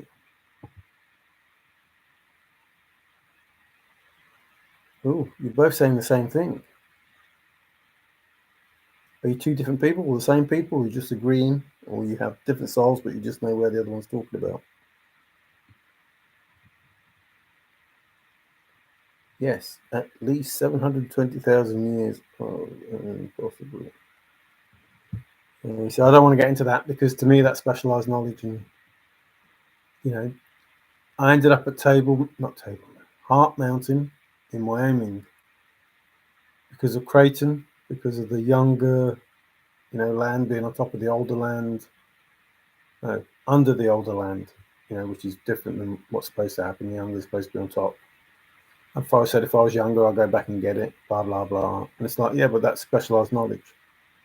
Even though the solve itself is a great solve, and it takes into account, a family member, the Creighton, being part of the land, and the younger. So the new rock is under the old rock. But Forrest saying if I was younger, I'd go back and get it myself. So therefore, it must be at the place where he's younger because Forrest would go back and get it himself. And it's like, oh, this is a great solve. But again, it's not. Heart Mountain, and that could be the anagram of Heart of the Hills it's called, and that could be anagrammed as the thrill of the chase, using the word see as in look. So see Heart of the Hills, something like that. I think it was a long time ago. I did a lot of souls. I'm not kidding. So you end up there based on the information that Forrest gave, based on the information that Creighton is a family member. Then it's based on researching information that gives you Creighton and the younger and the older and all of those things. And it's like, well, Forrest said, no specialized knowledge. And you think, oh, well, all that effort for nothing. You only need the poem. So it's like, wow, this is a great solve. This is a brilliant solve. This is probably one of the better solves. And yet, Forrest says it's wrong. And it ties in all the things, it ties in the title on the front cover, ties in the chest on the back cover. If you find that, and it's like, done all this for nothing. Crazy. Not a solve, just threw a dart at the map with my keynote board GPS solve. I don't have any poem souls. All my souls are dreams and coded signs. I will try to find JCB with 3 words. Well, I want to call them a crane, to be fair, because that's what we have. It like JCBs are, lifting equipment and stuff like that. So, and I mentioned, I think, in an email to Forrest about crane. I don't know if it's to Forrest or someone else about having a crane in the thrill of the chase. Did you see the Chasing the Thrill writers interview? Daniel Barbarisi, yeah. I think I put that on the front of this video, the Chasing the Thrill, because I don't think the thrill's ended. People saying the chase has ended, it hasn't ended. And I think even when, the first part ends, we carry on with, John's amazing hunt of, different chests worth, more with, I don't want to be insulting with this, but like Pokemon cards and stuff like that will interest, the kids and, older people. Like, it's not just, this is not insulting, but it's not just the old artifacts. It's, newer artifacts that are still worth a lot of money and that are relevant in people's minds as to being treasures. That's not an insult to people who prefer to do 300 something thousand-year-old stuff as opposed to 50-year-old stuff. But it makes it just as interesting to find. Like, people want to find Pokemon cards, you've got to catch them all. But it's different. Whilst it's similar, it's different to what Forrest Fenn offered, and in some cases more relatable to, I want to say the average person. Whilst people know treasure, they can relate to, a baseball card or a Pokemon card or, something like that. That as a child they used to collect themselves, or like probably the NFL. Joe DiMaggio was baseball. I can't remember that bloke's name now. Like Dan Marino, will say, like a Dan Marino card or something. It's like those sort of things, would interest the average day-to-day person. Even though, treasure's treasure and people will go out for the treasure because it's worth money, but it seems to be worth a little bit more when you can like get a feeling for what it is that you're actually going to be finding. I think that anyway. Like, not that I collected those sort of things, but I just think that if you did collect those things and you thought, well, I'm going to have a rare Pokemon card, or I'm going to have a rare Babe Ruth card or, whatever. That desire just to have that one piece out of everything that's in there, makes it interesting for some. I did. Why are you asking, Tigger? Anyway, chasing the thrill. It seemed like he was pushing 9 Mile Hole. It seemed like he was saying that they've reverse engineered it and found all the answers and stuff like that. That's what it seemed like. If that's what you're trying to get at. The Giants Playground, Montana, has dolmens and is close, I'm guessing. Forrest Flutterby for chasing the thrill would be tasering the chill. Spoonerisms, the fork you up when you least expect them.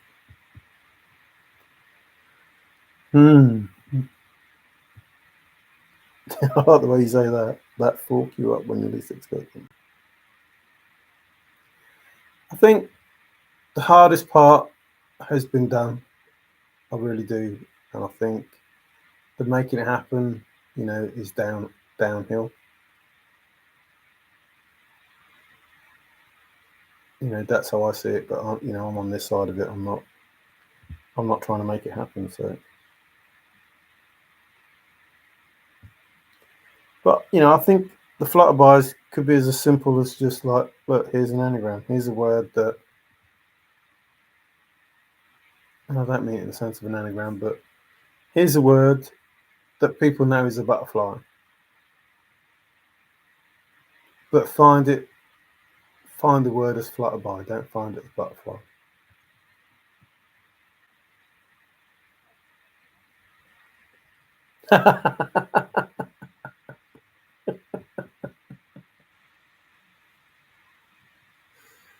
Oh dear. You might be right, Tigger. I like the way you put it. Well, I think it boils down to as well, second prize is better than first prize. So there might be some of that in it as well.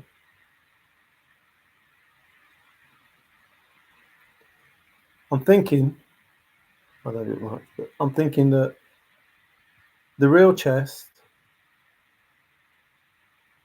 the Forrest Fenn Thrill of the Chase chest, has to turn up somewhere. And the JCB chest has to be found. And it'd be nice if, the treasure that was in Forrest Fenn's Thrill of the Chase was in that chest. So if you find the John Collins Black chest, you find the Forrest Fenn chest. And then you can donate it to, where it needs to be donated. Or it's already been donated and sitting there. But if there's Forrest Fenn treasure in John Collins Black's chest, it would be nice for it to be that treasure.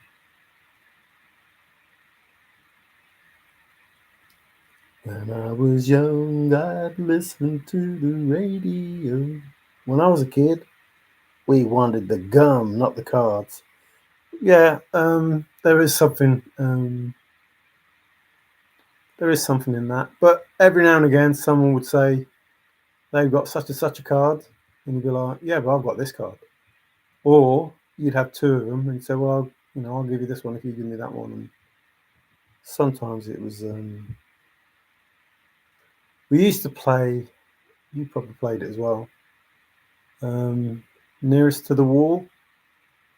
I don't know how you describe it, but we used to have the cards, and then whoever got nearest to the wall, so you'd have the card, you'd flick it, and see if you get it to go to the wall, and then you'd have, you'd start with about, I don't know, as many as you've got, but you only need like 10 or something to play if you wanted, but you could have 100 if you wanted, and you basically put the card in your hand, flick it off your hand, and try and get it to land near the wall. And after 5 attempts, whoever had the closest card to the wall won those cards. It was a good game.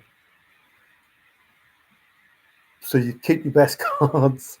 You keep your best cards, the ones that, the rarest ones. And then just, start with the ones that you got 2 or 3 of. You throw them out. And then, at some point you probably get to the better ones and you have to think really hard about whether you want to keep playing.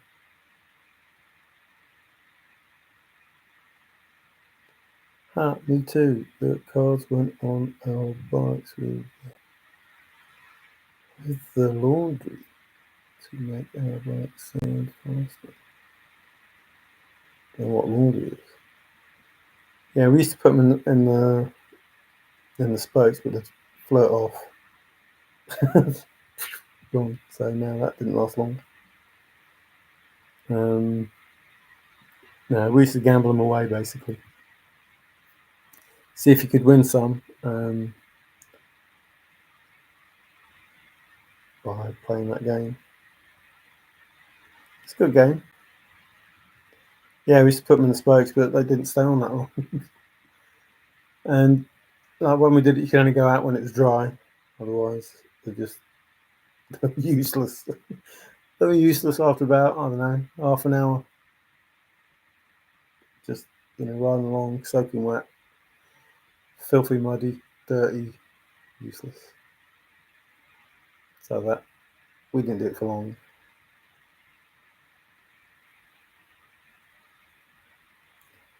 I think, what else did we used to do?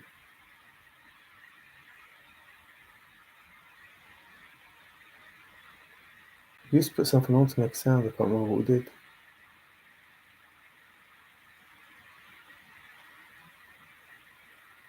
That was when, I don't know if you had them, that was when choppers used to be the rage. We used to have choppers. In that times I fell off that. So, they weren't your average bike, with a crossbar and stuff like that and big wheels. But they were interesting. Choppers, rallies. Rally was the make then. Choppers and rally bikes. So, just to, highlight the fact that, I'm not going to be too long. I don't want to be too long. The connection, there is a connection. Please don't say there isn't a connection. It's just a stupid thing to say. Of course there's a connection. There has to be. It's the Forrest Fenn through the Chase poem. Has to be a connection. Has to be. It's the Forrest Fenn through the Chase olive jar, pickle jar, whatever you want to call it. Called a pickle jar. There's a reason why it's called a pickle jar and not the olive jar anymore. So look up the word pickle and see what pickle means, as opposed to olive. There has to be a connection. 1021 has to be a connection. You might not like it, but there is a connection, and there are other connections that lead you to Forrest Fenn. And it doesn't have to be a direct connection. It doesn't have to be that Forrest Fenn did this. I believe, everything that we get is from Forrest. But even if it's not, it's still connected. Even if you want to say it's indirectly connected, it's still connected. So that's how I see it. And I think if you took part in this hunt, again, I'm a fan of Forrest Fenn. I say a fan, I'm a believer in Forrest Fenn. And that's not to say I'm not a believer in Shiloh, or I'm not a believer in John Collins Black. I'm a believer in Forrest Fenn first and foremost, and believe that this was set up to, benefit people, not to the detriment of people. And Forrest said he couldn't end it, so if he couldn't end it, then who could? That's what we need to look at. And I honestly believe that's the case. And if it hasn't ended, I don't believe it's ended in the way that you think that it's ended, then the teacher has to mark the cards, has to say, look, this is the correct answer, and this is the method, even though I think Forrest has already given the method. people aren't understanding it. I don't know whether Forrest has to come out and say, I'm explaining the method to you because you don't understand it, or he's just going to give the answer. Me personally, I think Forrest has explained the method, and he told you about, the recipe, and if you don't have the program, and take this and this, and you have the catalyst. I believe Forrest gave the information that was the method. This is the method. This is how you understand this. This is how you get the answer. So I'm not Forrest. He said you can't think my thoughts. So I believe that the teacher has to give the answer. And Cynthia was talking about the solution. Forrest has to give the answer. And I believe that he has given the method. It's hard to say that Forrest has to give the answer as well, because the method as well, because he's already given the method. You just have to understand the method. If he gives you the answer, will you then understand the method? I don't know. He said he's got an ace in the hole. What that means, I'm not 100% sure. Does that mean he will give the solution to the answer, or just the answer? I don't know. I'm not Forrest Fenn. But if somebody has found it, then Forrest already gave the method, is what I'm trying to say. If somebody found the answer, Forrest absolutely gave the method for them to find the answer, and for them to give Forrest the answer. So the method has been given, the answer hasn't. So the answer gets given.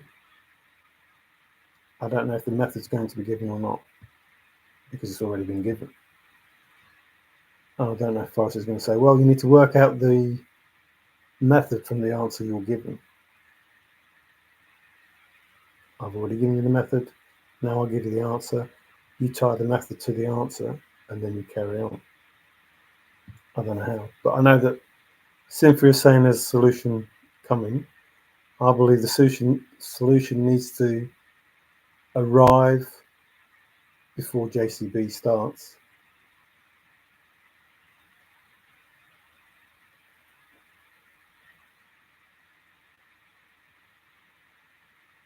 Well, at least before the 31st, or the 31st. I think that's an important date.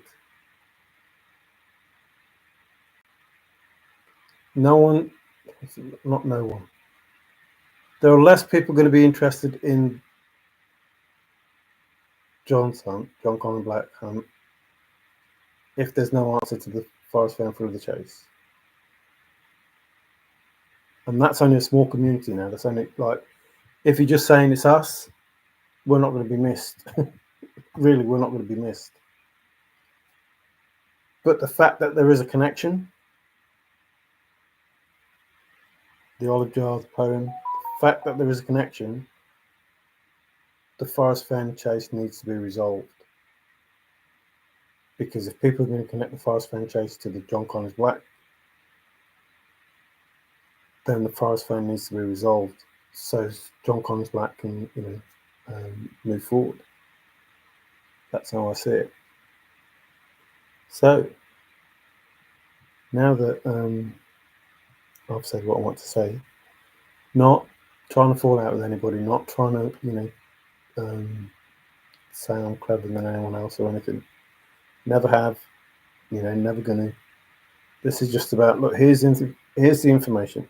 This information is factual. You can't argue the information that's available. So, take on board that there is a connection. You can't say there is no connection. John Collins Black is saying similar information as Forrest Fenn did. To say that it can't work, even though Forrest Fenn did, it's just, to me, doesn't make any sense. If Forrest Fenn says I hid it, not buried, and John Collins Black says he hid it and not buried, his can't work, but Forrest did. That doesn't make sense. Well, he's got 5 chests to look, to look at. How's he going to check them all? Must have a way. And it doesn't matter if it's 1 or 10. He obviously has a way to know whether it's found or not. But it's no different than what Forrest Fenn said. And we didn't know how Forrest Fenn would know. So there's a reason why it's been done. There's a reason why it's been done this way. There's a reason why there's the olive jar. There's a reason why it's the poem. There's a reason why it's 1021. Work it out for yourselves. That's why I see it. It's not. I don't think it's quantum mechanics that what it is that you're being told. And the more you get told now, like if you're going to get involved in the hunt, it's best to commit now. So as I know they want to make it a level playing field, and it will be a level playing field. But if you can start now with the information you're given and understand that, then information coming out from John later on will stand you in good stead. If you don't, the longer it takes you to have an understanding about the rules or the clues or whatever it is, however you want to word it, the longer it takes you to understand how it is that you need to approach it, the further behind you're going to be for anybody else. And if it is pay attention to detail, and if it is Dungeons and Dragons, and if it is blah, blah, blah, whatever it is, that's exactly what it is that you have to, I want to say listen to. It's got to be listened to.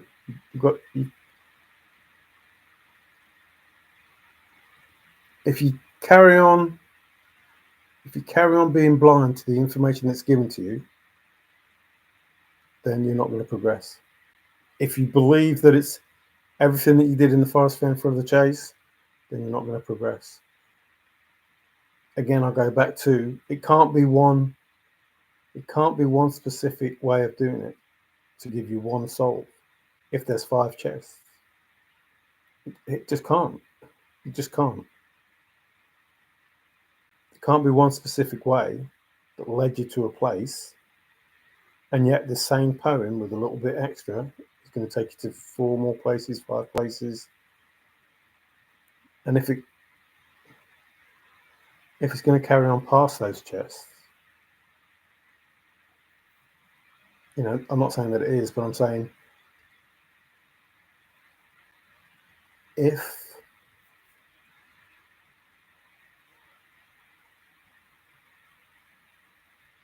Forrest wants it to last forever and ever and ever, and if the finders want it to last forever and ever and ever, then between Forrest and the finders, it can last forever and ever and ever. And if John is chase 2, and John goes for 5 years, 10 years, however long this is supposed to go for, and then decides, once the 5th one's found, it still wants to carry on, then he should be able to say to one of the finders or all the finders, between you, do you want to put something back in a chest? And then we hide another chest, and it carries on. I don't know. But it's worth thinking about. Well, I'm going anyway because that's what I didn't want to be stuck. Oh, the roulette wheel. What was I talking about the roulette wheel for?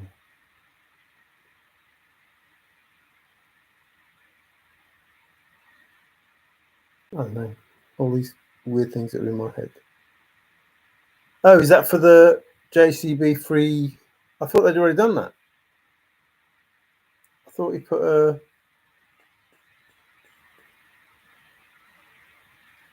I thought he put a video out saying you only got 2 hours or something to go, so I didn't enter because I didn't think I had any time to enter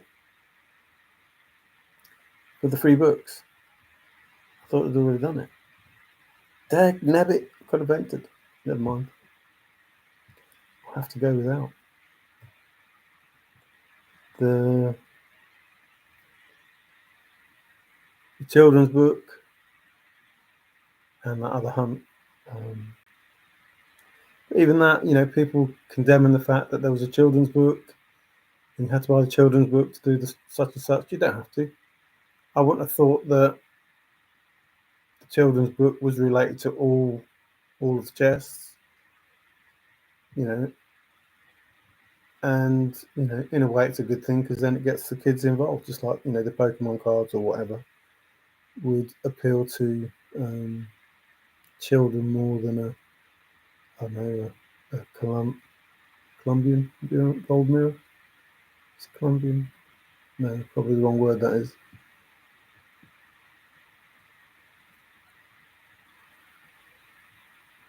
No, can't think. Let's say Egyptian then. That would be more relevant. Or a gold frog, If you said to a child, do you want to find some rare Pokemon cards, or do you want to find a frog, gold frog? Like, no, I want to find the Pokemon cards. So, yeah, everybody have a good time at Calazar's.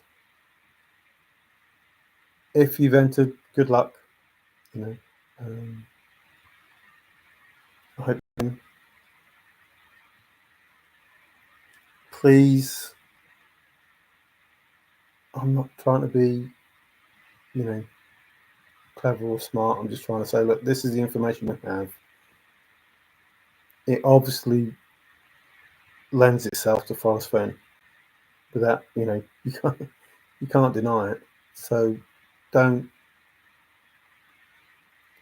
shrug it off. Don't just ignore it. So defeated? No. Only that people, make silly statements. That does defeat me. I am defeated there. It's just I don't get why they make them statements. It's just I don't know. I don't know why there is a negativity. It does get me down that people are negative about JCB, about Forrest Fenn. That just beyond me. Don't get it. But it's good to have you here, Hush. Yeah, I probably am defeated in that sense.